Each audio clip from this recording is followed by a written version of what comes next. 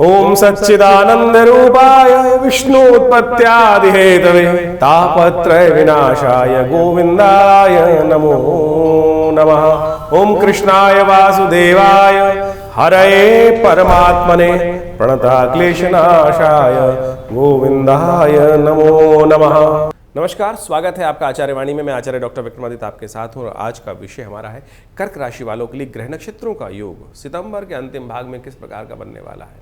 देखिए, ग्रह तो हर रोज परिवर्तन की तरफ जाते हैं और इसी परिवर्तन को समझकर ज्योतिष के दृष्टिकोण से सिद्धांतों को समझते हुए हम आपके समक्ष उपस्थित रहते हैं और बताते हैं कि ग्रहों का योग कब आपके लिए अनुकूल बनने वाला है और कब आपके लिए कुछ समस्याओं को उत्पन्न करने के योग बनाने वाला है और कैसे उनका निवारण आप कर सकते हैं। इन सब चीज़ों को आपको समझना चाहिए। सितंबर के महीने में कई ग्रहों के परिवर्तन हुए और इन सब परिवर्तनों का प्रभाव आप सबने हमें समय पर आपको बताया और समय समय पर जिस प्रकार के ग्रहों का योग होता है उसको आपको समझते हुए कार्य करने का प्रयास भी कर लेना चाहिए। इससे कहीं ना कहीं लाभ ही होता है और विज्ञान का लाभ यही है कि हमको उस समस्याओं को जीवन से सुख की तरफ अग्रसर करना, कष्टों को दूर करना, सही समय पर सही चीज़ का अवगत करा देना। तो ज्योतिष ऐसा ही विषय है कि जिसके द्वारा आपको समझ उत्पन्न हो सकती है कि कौन सा समय आपके लिए अनुकूल चल रहा है। हवाएं जो बह रही हैं कब आपको लाभ देने वाली है और कब आपको कष्ट पहुंचाने का प्रयास करती दिखाई देंगी।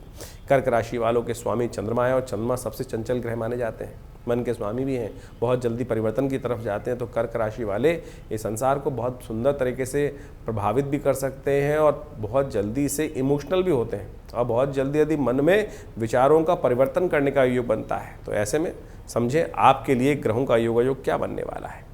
ऐसे में समझे कि सितंबर के अंतिम भाग में सूर्य केतु बुध की युति होने वाली है, मंगल की उन पर दृष्टि पड़ने वाली है और ये जो समय है सितंबर का अंतिम भाग दो ग्रहण के मध्यकाल में पड़ रहा है। एक बार चंद्र ग्रहण फिर सूर्य ग्रहण 2 अक्टूबर को पड़ने वाला है। और ऐसे में इस मास के सितंबर खत्म होते ही चतुर्ग्रही युति बन जाएगी। चंद्रमा, सूर्य, केतु, बुध और मंगल की उन पर दृष्टि, ये अनहोनी का कहीं ना कहीं योग बनाता है। तो ऐसे में आपके ग्रहों का प्रभाव क्या है। इन दिनों श्राद्ध भी चल रहे हैं और श्राद्ध कब कौन सी तिथि में किसको करने चाहिए, किन का निमित्त श्राद्ध रहेगा, बहुत सारी कन्फ्यूजन रहती है। तो शास्त्र के प्रमाणित सूत्रों के अनुसार से हम आपको समक्ष ये सब चीज़ें बताने का प्रयास कर रहे हैं। समझें 21 तारीख के लिए आरंभ करें हम। 21 सितंबर को शनिवार का अवसर और आश्विन मास की चतुर्थी है उस दिन, कृष्ण पक्ष की, और चतुर्थी का श्राद्ध उसी दिन किया जाएगा। चतुर्थी के जिनका गमन हुआ पितरों का, उनके निमित्त श्राद्ध इत्यादि, कर्म इत्यादि, तर्पण इत्यादि, यज्ञ इत्यादि, गौग्रास इत्यादि अवश्य करने का प्रयास करना चाहिए। ग्रह नक्षत्रों के दृष्टिकोण से आपकी राशि के अनुसार से जो समय दिखाई दे रहा है बड़ा अनुकूल दिखाई दे रहा है। इसका प्रभाव आपके लिए अच्छा बनता दिखाई दे रहा है और आपके कर्म का पूर्ण फल, यदि हम काम करते हैं, कई बार मनों में ऐसा भाव होता है कि कहीं ना कहीं इसका मेरे को फल ही नहीं मिल रहा है, तो चिंता ना करें। ये समय ऐसा है कि जितना करोगे उतना आपको प्राप्त होने के योग बन सकते हैं। तो कहीं ना कहीं आपके लिए सफलता का योग है, निष्फल नहीं होगी आपकी मेहनत, ये साफ साफ ग्रह दिखा रहे हैं। चतुर्थी के निमित्त श्राद्ध अवश्य कीजिएगा, शनिवार का अवसर है तो अच्छा रहेगा कि थोड़ा पीपल के पेड़ पे जाकर दिया प्रज्वलित कर दें, क्योंकि इन दिनों शनि महाराज आपके वक्री चल रहे हैं और वक्री चलते हुए शनि कहीं ना कहीं बहुत सारी चीज़ों में आगे बढ़ने की बजाय पीछे खींचते दिखाई देते हैं कई बार।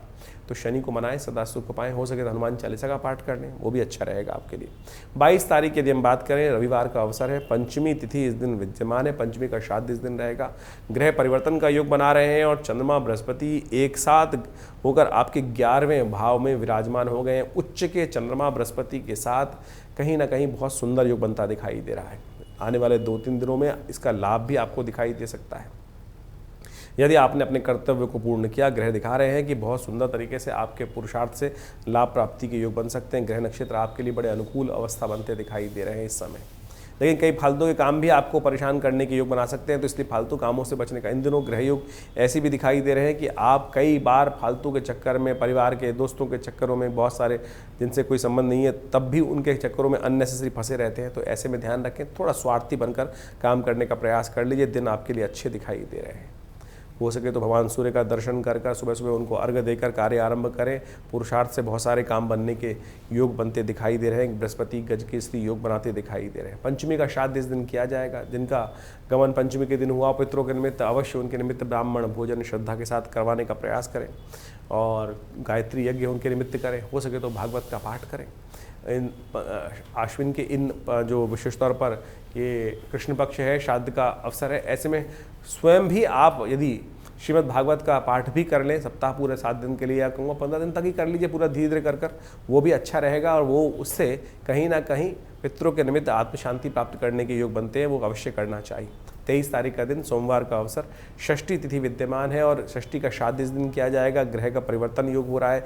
बुद्ध महाराज द्वितीय भाव से निकलकर तृतीय भाव में स्वग्रही होकर उच्च के होकर विराजमान होने दिखाई दे रहे हैं और ये कहीं ना कहीं अच्छा है, शक्ति प्राप्त करते दिखाई दे रहे हैं। लेकिन सूर्य के साथ चलने के कारण से वो कहीं ना कहीं वो अस्त भी चल रहे हैं, तो उसको थोड़ी सी शक्ति देने की ज़रूरत है। तो अवश्य जितनी शक्ति बुद्ध को देंगे उतना आपके लिए अच्छा रहेगा। यौवन वाला ग्रह है, चीज़ों को आपको शक्ति देने वाला, ऑर्गेनाइज करने वाला है, मैनेज करने वाला ग्रह माना जाता है। और वो अस्त चल रहा हो तो थोड़े कमज़ोर अवस्था चलती है। गौ सेवा, गौ के निमित्त पालक का दान यदि नित्यपति करेंगे तो बहुत अच्छा रहेगा। ग्रह आपके लिए अनुकूल बनते दिखाई देने, समय आपके लिए आज का बिल्कुल अनुकूल है। तो इसलिए थोड़ा विश्वास रखते हुए, हिम्मत रखते हुए कार्य करने का प्रयास करें। कहीं ना कहीं बहुत सुंदर तरीके से हो सके तो एक काम और कर सकते हैं, संत महात्मा की जितनी सेवा, बड़े बुजुर्गों की जितनी सेवा करोगे ना, उससे मेवा प्राप्त होने का अवसर आपको बिल्कुल सुंदर तरीके से मिलता दिखाई देगा। इस बात का ध्यान रखिएगा, विशेष तौर पर बहुत सुंदर योग बनता दिखाई दे रहा है। 24 तारीख का दिन परिवर्तन का दिन है और ये आपके लिए कहीं ना कहीं थोड़ी सी एंजाइटी बढ़ाता दिखाई देगा। अननेसेसरी खर्चों को में वृद्धि करने के योग बना सकता है। ऐसे में ध्यान रखिए, खर्चे तो होने ही हैं। ग्रह नक्षत्रों के दृष्टिकोण से साफ साफ दिखाई दे रहा है, खर्चों पर लगाम लगने में दिक्कत आने के योग बनते दिखाई दे रहे हैं। तो ऐसा करें, खर्चे होने ही हैं तो उसको पुण्य बढ़ाने में लगाएं। मंगल चंद्रमा की युति 12वें भाव में आपकी राशि के अनुसार से विराजमान है और ये कहती है कि जितने गरीब परित्यक्तों की सेवा करोगे और उससे आपको लाभ प्राप्ति के योग बन सकते हैं। तो जिससे जरूरतमंद व्यक्ति को ये दिखाई दी जाए, अपने द्वारा खर्चा तो होना ही है, हम ये आप बता रहे हैं, खर्चे रुके नहीं रुकेंगे, तो पुण्य में लगाने का प्रयास कीजिए, उससे आपको कहीं ना कहीं लाभ ही मिलेगा। हनुमान जी का स्तवन करें, हनुमान जी का पाठ करें। सप्तमी का श्राद्ध इस दिन रहेगा। जिनका सप्तमी को गमन हुआ उनके निमित्त माता पिता जो भी गुरु लोग आपके हैं पीढ़ियों में, उनके निमित्त अवश्य कोई ब्राह्मण भोजन इत्यादि उनके निमित्त करने का प्रयास कीजिए, वो आपके अच्छा रहेगा। पितरों के निमित्त ये तर्पण अवश्य करना चाहिए आपको। 25 तारीख का दिन बुधवार का अवसर, अष्टमी तिथि विद्यमान है। अष्टमी का श्राद्ध इस दिन रहेगा। ग्रह नक्षत्रों के दृष्टिकोण से समय थोड़ा सा खर्चीला चल रहा है। हरी, वरी एंड करी, ये तीनों चीज़ों को अवॉइड करने का प्रयास करें। अननेसेसरी की जल्दबाजी, बहुत तला भुना खाना, इस स्वास्थ्य के दृष्टिकोण से भी समय भारी दिखाई देता है और साथ साथ थोड़ी सी एंजाइटी बढ़ती दिखाई दे रही है इसके कारण से। और अननेसेसरी कामों में ना फंसे, वो आपके लिए अच्छा रहेगा। तो आपको उपाय क्या करना चाहिए इसमें वो भी समझ लीजिए। उपाय सबसे श्रेष्ठ आपके लिए जो दिखाई देता है, भगवान गणेश की आराधना। भगवान गणेश के निमित्त मंदिर में जाकर पीले पुष्प अर्पित करना अच्छा रहेगा। ये अवश्य करने के भगवान गदाधर भगवान विष्णु की उपासना करना, पीले नीले अपराजिता के पुष्प आ रहे होंगे आजकल, उनको अर्पित करने का प्रयास कीजिए। देखिए आपके लिए रास्ता बनेगा कुछ ना कुछ। 26 तारीख का अवसर, बृहस्पतिवार का दिन, नवमी तिथि विद्यमान है। नवमी का श्राद्ध उस दिन किया जाएगा। सौभाग्यवती स्त्रियों का श्राद्ध भी इस दिन करने का शास्त्र में नियम है। बहुत सारे परिवारजन में ऐसे लोग होते हैं कि जो किसी न किसी कारण से शरीर चले गए, सौभाग्यवती थी, उस समय वैधव अवस्था में नहीं गई थी, तो अवश्य ऐसे गमन हो गया और आगे कोई पीढ़ी में है नहीं उनके निमित्त श्राद्ध इत्यादि करने वाला, तो आप यदि दायित्व तो समझते हैं तो अवश्य उनके निमित्त कर सकते हैं कुछ ना कुछ। और कुछ नहीं करना है, बहुत ज़्यादा कुछ नहीं, कुछ भोजन इत्यादि किसी गरीब व्यक्ति को खिला दीजिए, हो सके तो उनके नाम से तर्पण कर दीजिए। तर्पण करने के लिए ये पितृ तीर्थ है।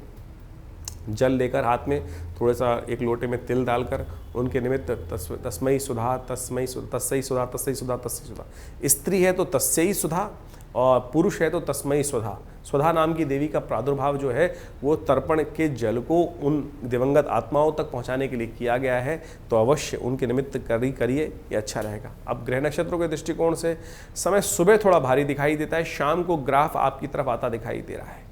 तो बहुत इंपॉर्टेंट डिसीजन जो लेने हो शाम की तरफ थोड़ा टालने का प्रयास कीजिए। थोड़ा सा सुबह का टाइम भारी है, शाम के समय कुछ ना कुछ इम्प्रूवमेंट होने के योग बनेंगे।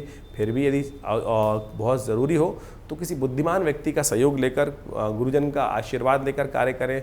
हल्दी का टीका माथे पे लगाएं, केसर का सेवन करने का प्रयास करें। देखिए इससे कहीं ना कहीं पॉजिटिव चेंजेस, परिवर्तन का योग बन सकता है। 27 तारीख का अवसर, नया उत्साह लेकर आता दिखाई दे रहा है। ग्रह परिवर्तन की तरफ जा चुके हैं।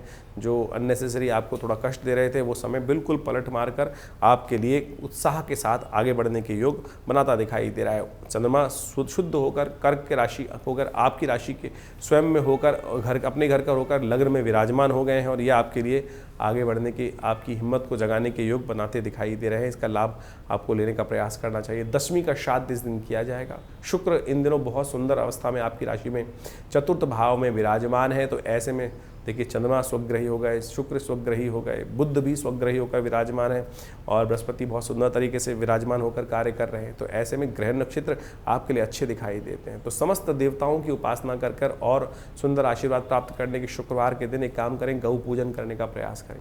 कुछ हरा ज्वार इत्यादि जो चारा इत्यादि है अपनी श्रद्धा के अनुसार से गाय को प्राप्त कराएं, कुछ रोटी इत्यादि दे दें, खीर युक्त रोटी, क्योंकि श्राद्ध चल ही रहे हैं और ऐसे में पितृ भी प्रसन्न हो जाएंगे तो बहुत सुंदर रहेगा।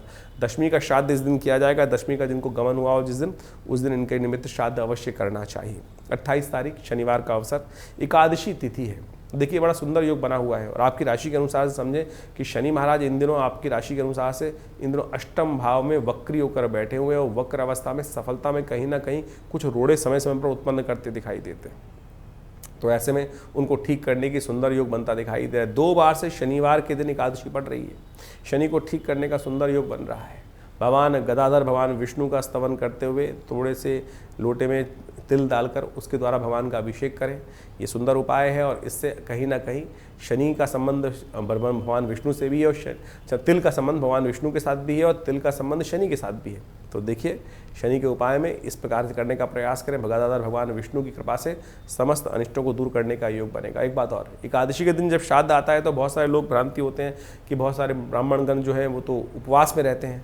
तो कोई बात नहीं, कच्चा भोजन आप उनको दे सकते हैं। बांधकर पोटली में गाय के निमित्त केला इत्यादि खिला दीजिए, चींटी इत्यादि को कुछ भोजन डाल दीजिए, काक के निमित्त, श्वान के निमित्त ये सब व्यवस्था कर दीजिए, किसी भिक्षुक को भोजन दे दीजिए। ये सब कर कर आप कहीं ना कहीं अपने कर्तव्य का पालन अवश्य करने का प्रयास। सबसे मुख्य बात, तर्पण अवश्य करें, गायत्री जप अवश्य करने का प्रयास करें। यही वास्तविक तौर पर उन दिवंगत आत्माओं को तृप्ति देने का सुंदर योग बनाती है। 29 तारीख रविवार का अवसर, द्वादशी तिथि है। सिंह राशि में चंद्रमा का प्रवेश हो रहा है और यह आपके लिए बहुत सुंदर आगे बढ़ने के अवसर को प्रदान करता दिखाई दे रहा है। द्वितीय भाव में गया हुआ चंद्रमा बृहस्पति के साथ जिस प्रकार की केंद्र में आकर आपकी राशि यदि बात करें तो केंद्र में आ जाएगा। चंद्रमा से बृहस्पति केंद्र में हो रहे हैं तो ये कहीं ना कहीं आपके लिए अनुकूल परिस्थितियों को उत्पन्न करने के योग बना सकते हैं। आशीर्वाद से मेवा प्राप्त करने का योग बनता दिखाई दे रहा है। माता पिता बड़े बुजुर्गों का जितना आशीर्वाद देकर काम करोगे ना कहीं आगे बढ़ने के अवसर बन जाएंगे। जिसमें भी आशीर्वाद ले लिया वो कल्याण का योग बना सकता है। सन्यासियों के निमित्त श्राद्ध करने की तिथि है। द्वादशी के दिन जो परिवार में कोई व्यक्ति घर को त्याग कर, परिवार को त्याग कर संन्यास धर्म अपना लेते हैं, उनके निमित्त इस दिन श्राद्ध करने का शास्त्र में नियम बताया गया है। यानी जिंदा रहते हुए व्यक्ति का श्राद्ध करने के लिए हमारे यहाँ शास्त्र में व्यवस्था है। ये संबंध, व्यक्ति ने संबंध हमसे तोड़ लिया लेकिन हमारा संबंध तो व्यक्तियों के साथ है, उन आत्माओं के साथ है। तो अवश्य किसी ब्राह्मण इत्यादि संतों इत्यादि को भोजन इत्यादि अवश्य कराने का प्रयास करना चाहिए। संतों की सेवा कर मेवा लेने का प्राप्त करने का प्रयास करना चाहिए। 30 तारीख का दिन सोमवार का दिन, सोमवार का ये दिन बहुत खास है क्योंकि त्रयोदशी भी है और सोमवार भी है। सोम प्रदोष का योग बन गया, समस्त दोषों को हरने का दिन। ग्रह नक्षत्रों के दृष्टिकोण से आपका दिन बड़ा सुंदर बन रहा है और ये आपके लिए कहीं ना कहीं मनोकामना सिद्धि करने का योग बना सकता है, पुरुषार्थ से लाभ देने के योग बना सकता है। तो ऐसे में भगवान शंकर को भी प्रसन्न करें। शास्त्र में कहा गया है कि सोम प्रदोष के दिन भगवान शंकर पार्वती जी के साथ संसार का भ्रमण अवश्य करते हैं और जो उनका स्तवन करते हुए उनको मिल जाते हैं, उनकी मनोकामना सिद्धि के योग बन जाते हैं। तो सोमवार के दिन समस्त दोषों को हरने के लिए भगवान शंकर का अभिषेक अवश्य करें, कल्याण होगा। तो जैसा भी आपने सुना, पूरा सिलसिलेवार तरीके से आपकी राशियों में किस प्रकार का योगायोग बनता दिखाई दे रहा है। इसके साथ साथ हमने आपको विशेष तौर पर बताया श्राद्ध के बारे में। श्राद्ध भारतीय संस्कृति का एक ऐसा विषय है जिसको कहा जाता है श्रद्धा का समर्पण। श्राद्ध का नाम ही श्रद्धा के समर्पण से बना है और भारतीय सनातन संस्कृति का एक ऐसा अद्भुत विभाग है कि जिसको हम समझ लेते हैं कि मृत्यु एक जीवन का अंत है। देखिए, मृत्यु एक जीवन का चक्र है, जन्म मृत्यु।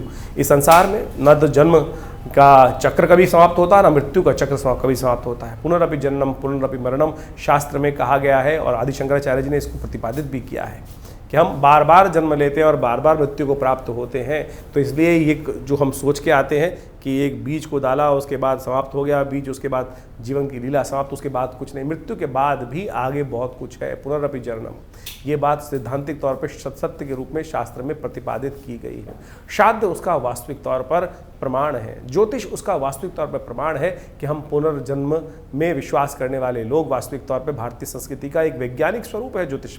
ज्योतिष के अंदर हम जब दशाओं को निकालते हैं, गतरक्ष सर्वक्ष इत्यादि नक्षत्र की कैलकुलेशन करते हैं तो उसके अंदर भुक्त भोग्य की व्यवस्था आती है कि कितनी दशा, कौन सी दशा नक्षत्र के किस अंश पे आपका जन्म हुआ है, किस वेला में आपका जन्म हुआ है, उसके अनुसार से उस नक्षत्र के अनुसार से कौन सी दशा में आपका जन्म हुआ, कितना भुक्त हो चुका था, कितना भोग्य बाकी है। यानी हम जब आप अपनी विंशोत्तरी दशा को देखेंगे अपनी जन्मपत्री के अंदर, तो वहाँ लिखा होता है जैसे किसी की दशा में कौन सी दशा में जन्म हुआ, तो कितना आप पूर्व जन्म में भोग चुके हैं और उसकी बैलेंस दशा जो है वो इस जन्म में आपको भोगने को मिलने वाली है। तो उसके हिसाब से पूरा यानी गतरक्ष सर्वक्ष निकाल कर आप सही समझ सकते हैं कि ये जीवन बार बार प्राप्त होने वाला है।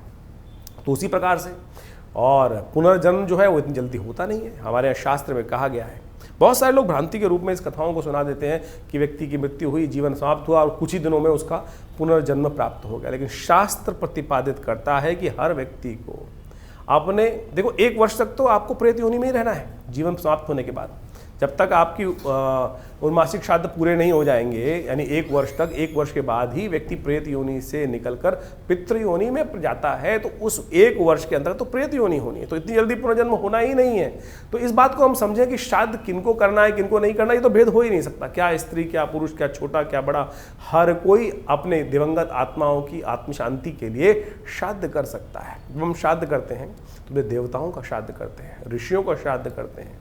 सप्त ऋषियों का श्राद्ध के साथ साथ हम ब्रह्मा, विष्णु, महेश इत्यादि समस्त ऋषिगण का भी श्राद्ध करते हैं, अवतर्पण इत्यादि करते हैं ना साथ में। तो इस बात को समझे, कोई भी किसी के निमित्त श्राद्ध कर सकता है। तो श्राद्ध इत्यादि श्रद्धा का समर्पण तो कहीं भी किया जा सकता है ना। तो आज बहुत सारे लोग कहते हैं कि भाई बड़े भाई कर लेंगे, छोटे भाई नहीं करेंगे, भाई कर लेंगे, स्त्रियां बहनें नहीं कर सकती। अरे कोई भी कर सकता है।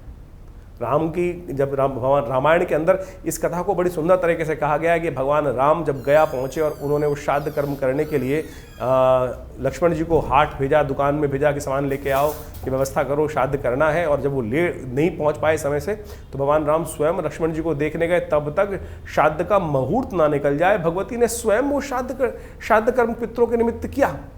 तो जब सीता जी कर सकती हैं श्राद्ध स्त्री होते हुए, तो आप ये किस बात भ्रांति में बसे हुए हैं कि नहीं केवल पुरुष ही श्राद्ध कर सकते हैं। शास्त्र, भारतीय संस्कृति स्त्री पुरुष में कोई भेद नहीं मानता है। ये बात हमको अच्छे से समझ लेनी चाहिए। कुछ लोगों ने इनको अनेक प्रकार से उपस्थित करने का प्रयास किया, वो मति भ्रम हो सकता है, व्यक्तियों के ज्ञान के ऊपर समस्या हो सकता है। लेकिन जो मैं कथा में आपके समक्ष उपस्थित कर रहा था कि भगवान राम की अनुपस्थिति में भगवती सीता ने स्वयं पितृ इत्यादि यानी दशरथ इत्यादि जी का श्राद्ध करने के लिए गया में सुंदर व्यवस्था बनाई। तो आप भी कोई चिंता ना करें इस बात को, विशेष तौर पे हमें अपने पितरों के निमित्त श्राद्ध करना चाहिए। कई लोग ऐसा कह देते हैं गया का नाम आया है तो हम गया में जाके पिंड छुड़ाया है, उसके बाद आगे करने की आवश्यकता नहीं है।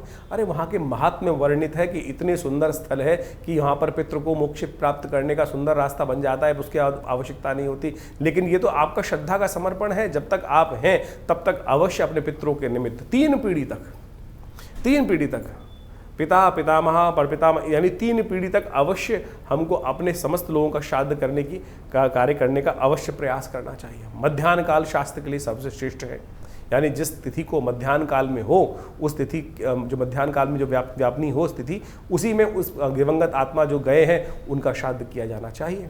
यदि आपको ज्ञात है कि किस समय उनका गंतव्य हुआ, उस समय प्रत्यक्ष रूप से कौन सी तिथि विद्यमान थी, उस तिथि में चाहे कृष्ण पक्ष है चाहे शुक्ल पक्ष है, तो इन श्राद्ध आश्विन के श्राद्ध के समय में पितृपक्ष के दौरान उनका अवश्य तर्पण। और श्राद्ध में क्या क्या करना चाहिए, वैसे तो विधान बहुत लंबा चौड़ा है, जितना आप कर सकते हैं। गायत्री जप अवश्य करें, तर्पण अवश्य करें, पिंडदान अवश्य करने का प्रयास करें, तर्पण इत्यादि के साथ साथ गायत्री का जप कर सकते हैं, गायत्री का यज्ञ कर सकते हैं, ब्राह्मणों को भोजन करा सकते हैं, गऊ के घास निकाल सकते हैं, चींटी, भुक्षुक, कौआ, काग इत्यादि के लिए अवश्य कुछ भोज्य पदार्थ, श्वान के लिए भोज्य पदार्थ अवश्य निकालने का, ये बलि अवश्य करने का प्रयास करना चाहिए। ये शास्त्र में विधात वर्णित है। तो अवश्य हमें सबको जितना हो सके, कोई ब्राह्मण नहीं मिल रहा है, ब्राह्मण मिल जाए तो बहुत अच्छी बात है, नहीं तो गऊ के निमित्त एक प्लेट में खाना लगाया, भोजन किया, उनका तर्पण करते हुए साथ साथ उनको समर्पित करने का प्रयास करें।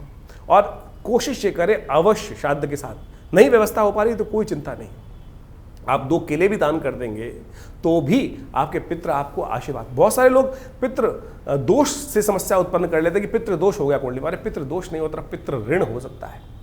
आप अपना कर्म नहीं करोगे तो पितृ ऋण के रूप में आपके जीवन में वो भार चढ़ता चला जाएगा, ब्याज दर ब्याज के रूप में आपके जीवन में वो ब्याज दर ब्याज, वो ऋण चक्रवर्ती ब्याज की तरह परेशान कर सकता है। लेकिन पितृ आपसे रुष्ट हो, ये बड़ी विचित्र बात लगती है कि पितृ रुष्ट हो गए। बहुत सारे लोग बोलते हैं पितृ रुष्ट। अरे माता पिता किसी से कभी रुष्ट हो सकते हैं क्या?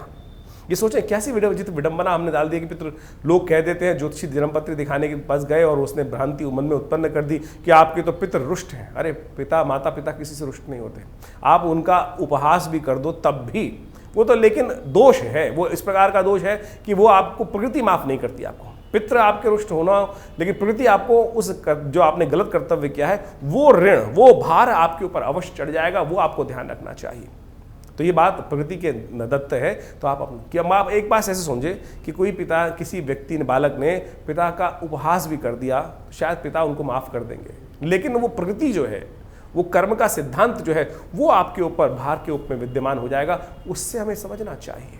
एक छोटा बच्चा यदि पिता के ऊपर खेल रहा हो, पिताजी के ऊपर कुछ विष्टाबित कर देगा, तो क्या पिता रुष्ट हो जाते हैं? माता पिता तो रुष्ट बिल्कुल होते ही नहीं कभी। जब प्रत्यक्ष नहीं हुए तो अप्रत्यक्ष रूप में जाकर हाँ दुखी जरूर होते हैं।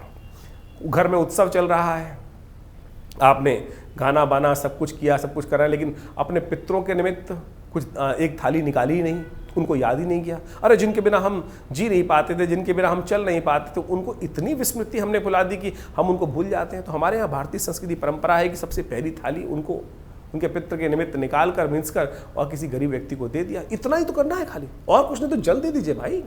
हर नित्यपति तर्पण, यही नहीं श्राद्ध के अवश्य करें, पितृ निमित्तिक श्राद्ध बोला गया है। निमित्तिक श्राद्ध, शास्त्र में 12 प्रकार के श्राद्धों का वर्णन आता है। और जो पावर्ण्य श्राद्ध इस वक्त हम पर्व में कर रहे हैं, पक्ष में कर रहे हैं, पावर्ण्य श्राद्ध के अंतर्गत आता है। और पावर्ण्य श्राद्ध के साथ साथ और ये समझे कि हम सब नैमित्तिक श्राद्ध भी तो करते हैं। नित्य प्रति श्राद्ध करना चाहिए, नित्य प्रति तर्पण करना चाहिए, नित्य प्रति जल देना चाहिए। जैसे सूर्य को जल देते हैं, उसी प्रकार से अपने पितरों का ध्यान करते हुए ये देव तीर्थ है, आगे वाली उंगलियां ये पितृ तीर्थ है। अंगूठे और पहली उंगली के बीच का जो तीर्थ है, यहाँ एक लोटा जल लेकर तर्पयन्ताम तस्यै सुधा तस्यै सुधा तस्यै सुधा। यदि स्त्री है तो तस्मै सुधा और पुरुष है तो तस्मै सुधा तस्मै सुधा तस्मै सुधा। ये 2 देवियों का प्रादुर्भाव किया गया है ब्रह्मा जी के द्वारा। स्वाहा नाम की देवी यज्ञ की आहुति देवता तक पहुंचाती हैं, और स्वधा नाम की देवी आपके द्वारा अर्पित किया गया जो जल इत्यादि है, भोज्य पदार्थ इत्यादि हैं, वो आपके पितरों के तक पहुंचाती हैं। तो इसको अवश्य करने का प्रयास करना चाहिए। हमने विवेकानंद योगाश्रम के में एक विशेष व्यवस्था करी है कि इन पितृपक्ष के दौरान में यदि आप घर में किसी कारण से नहीं कर पा रहे हैं या कर पा रहे हैं, पूर्ण विधि नहीं हो पा रही है, गायत्री यज्ञ नहीं हो पा रहा है, तो हम आश्रम से संपर्क साध सकते हैं। आश्रम में पूर्ण व्यवस्था है, पूरा दिन यज्ञ की सुंदर व्यवस्था रहती है। नित्य प्रति 8 घंटे यज्ञ किया जाता है। तो अपने पितरों के निमित्त गायत्री का यज्ञ, तर्पण, ब्राह्मण भोजन इत्यादि समस्त प्रकार से करने की व्यवस्था रहेगी। आप अपने यदि किसी कारण से नहीं हो पा रहा है तो विवेकानंद योगाश्रम से फोन संपर्क साधकर आप अपने समस्त पितरों के निमित्त तर्पण इत्यादि, ब्राह्मण भोजन इत्यादि, गायत्री यज्ञ इत्यादि की सुंदर व्यवस्था, गौ ग्रास की सुंदर व्यवस्था करने के लिए सुंदर आश्रम से संपर्क साध सकते हैं। आश्रम में गौशाला भी है, सब कुछ व्यवस्था पूर्ण विधि के साथ की जाएगी। तो आप सब इन सब श्राद्धों में ऐसा ना करें कि हम सब लोग केवल ये परिपाटी भूल जाते हैं। बहुत सारे लोग तो क्या, नई गाड़ी नहीं खरीदेंगे, नए वस्त्र नहीं खरीदेंगे, नया कुछ और समस्याओं कर देते, इतना करके बस छोड़ देते हैं। अरे ये सब तो बहुत भौतिक चीज़ें हैं। मुझे बताइए, आपके नए वस्त्र खरीदने से आपके पितृ रुष्ट होंगे या आप प्रसन्न होंगे? आपके पिता माता पिता आपकी तरक्की को देखकर, आपकी नई गाड़ी को देखकर अरे प्रसन्न ही होंगे भाई। ये कहाँ से व्यवस्था चल गई कि केवल गाड़ी नहीं खरीदना, चाँद चल रहे हैं गाड़ी नहीं खरीदेंगे, और फिर नई जनरेशन आती है उनको आप समझा नहीं पाते हैं। तो समझे ये चीज़ नहीं है। वासना युक्त जीवन, हमको ये बात ध्यान रखनी कि वासना युक्त जीवन में नहीं, संयमित जीवन जीते हुए उनको भी याद, उनका श्रद्धा का समर्पण करते हुए हम अपनी आपके सुंदर सौंदर्य जीवन से, आपके आगे बढ़ते हुए जीवन को देखकर आपके प्रति कतई आपसे अप्रसन्न नहीं हो सकते, दुखी नहीं हो सकते। इन सब भ्रांतियों को हटाने का प्रयास करें। आप नए वस्त्र घर में लाएंगे तो अपने पिता के निमित्त भी कुछ लेके आइए ना। हमारे एक मिलने वाले थे, उनकी मृत्यु हो गई और उन्होंने स्वयं आके कहा कि वो जब चले गए तो पंडित जी के लिए कपड़े लाने थे उनको, उनकी श्राद्ध कर्म के दिन। तो वो जो स्त्री थी थोड़ी हल्की क्वालिटी के कपड़े ले आई। जब वो पंडित जी को दे रही थी तो उसके बाद ऐसा हुआ कि वो दिवंगत आत्मा ने आकर स्वयं बोला, क्या मैं इतना पैसा समृद्धि छोड़ के गया था, क्या मेरे निमित्त तुम अच्छे वस्त्र भी दान नहीं कर सकते? यही ऐसी ही कथा रामायण में मिलती है। कहा जाता है कि भगवान राम जब अपने पिता के श्राद्ध करते हुए ब्राह्मण भोजन करा रहे थे तो भगवती को उन्होंने बाहर बुलाया। वनवास की स्थिति थी, भगवती नहीं आई बाहर, तो भगवान राम ने ब्राह्मण जी को भोजन कराने के बाद उसके बाद उनसे पूछा भगवती से कि आपको बुलाया, आप आई नहीं। बोले जब आप भोजन करा रहे थे तो मैं साक्षात देख रही थी कि यहाँ पर स्वयं हमारे पितृ उसी रूप में विद्यमान हैं और उनको भोजन करा रहे हैं आप। तो मैं उनको इस अपनी सन्यासी अवस्था में बाहर आकर, सन्यासी वल्कल वस्त्र धारण करे हुए इस अवस्था में आकर उनको दुखी नहीं करना चाहती थी। तो सोचे ये साक्षात इतनी सुंदर कथा शास्त्र में वर्णित है कि हम जो ब्राह्मण को भोजन करा रहे हैं वो साक्षात वही है कि पितृ हमारे घर आकर उसको ग्रहण कर रहे हैं। ये है श्रद्धा का समर्पण। आप ये सोच के बैठे ब्राह्मण भोजन करा रहे, टाइम बार बार देखे जा रहे हैं, कब जाएंगे पंडित जी, कब कितना खाएंगे, कितनी रोटी खाएंगे। ये स्थिति मन में ना रखें। श्रद्धा का समर्पण पूर्ण श्रद्धा के साथ सोचें। आपकी जब पितृ ऋण चढ़ता है ना, जब नहीं आप निवृत्त होते हैं तो कितना भार, जीवन में चलते चलते व्यवसाय में कष्ट, कुछ ना कुछ चलते हुए गलती हुई गाड़ी रुक जाती है, अनेक प्रकार की जो समस्याएं जीवन में उत्पन्न हो जाती, समझ में ना आ रहा हो तो कहीं ना कहीं सोचना, क्या आपने पितृ ऋण से निवृत्ति का मार्ग सोचा है। ये श्राद्ध जो है ये वर्ष में जो 16 दिन का दिन आते हैं ये इसीलिए है कि अपने पितरों को याद रखो। वैसे तो नित्य प्रति करना चाहिए। तो आप इस विज्ञान को, इस अध्याय को सही रूप से समझने का प्रयास करें। हमारा इस चैनल के माध्यम से इन सब विज्ञानों को आपके समक्ष उपस्थित करने का ही एक प्रयास है। और विवेकानंद योगाश्रम इन समस्त क्रमों में आपके साथ रहता है। भी आने वाले दिनों में बड़े विशेष तौर पर नवरात्र आने वाले हैं और नवरात्रों में भी बहुत विशाल यज्ञ माँ भगवती के सानिध्य में वहाँ रहेगा, उसमें भी आप जुड़िएगा। धन्यवाद, नमस्कार।